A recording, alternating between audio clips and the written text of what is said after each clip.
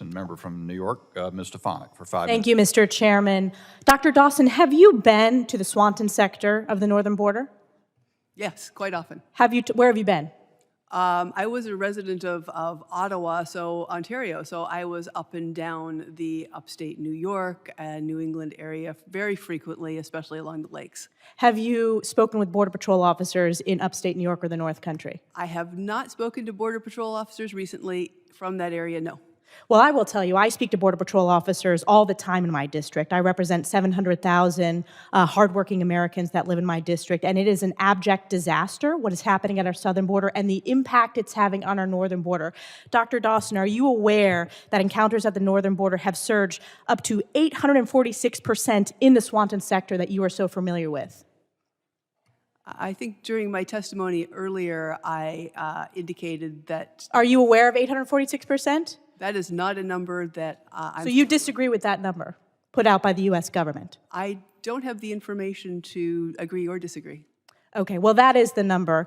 Mr. Judd, because you are familiar with Northern Border Patrol officers, because I know you speak to them regularly, as I do in my district, I want to get your input. Do we have operational control over the northern border? No, we don't. In fact, what happens is we conflate the issue. We conflate the ports of entry, and between the ports of entry, we have to subtract out the two. In fact, that's the reason why we have two different agencies that work. You have the port of entry, which is the Office of Field Operations, and then you have between the ports of entry, which is the Border Patrol. We have to take those two issues apart from each other and look at them individually. And Mr. Judd, walk me through. I'm very familiar hearing from my constituents about the crisis on the southern border, how that has impacted the morale of Border Patrol officers up north who have been transferred over and over again to the southern border with no notice deployments. Number one, the morale impact, and number two, the fact that we do not have the personnel we need operationally along the northern border, specifically the Swanton sector. A little over 25 years, I've never seen the morale lower in the Border Patrol than what it is today. Make no mistake, we will continue to put on the uniform. We will continue to go out and do the job that we're supposed to do. We just won't be happy about the job that we're doing because we know that we do not have the support of this administration to actually protect the American people. And then when you look at how we have taken away from the northern border to support the southwest border, it all starts on the southwest border. If we can control the southwest border, then we won't have to touch the northern border agents. But because we don't have the policy that's necessary to secure the southwest border, then the northern border gets robbed, and then it opens up the gaps that we're currently seeing.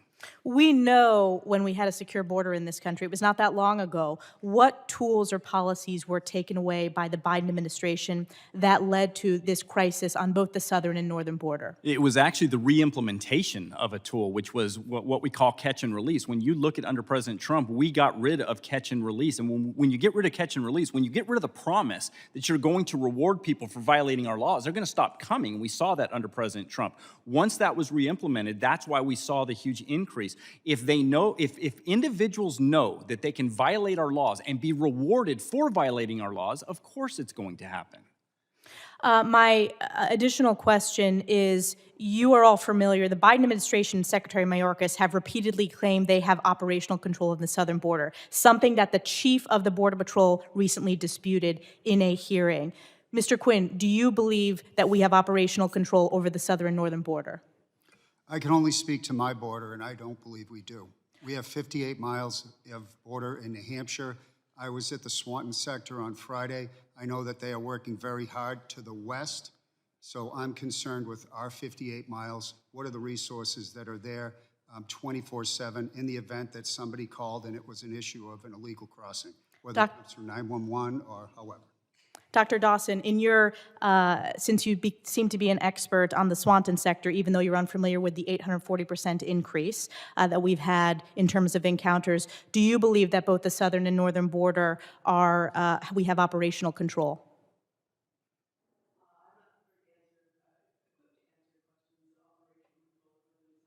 Southern border. Mm-hmm. And Mr. Arthur.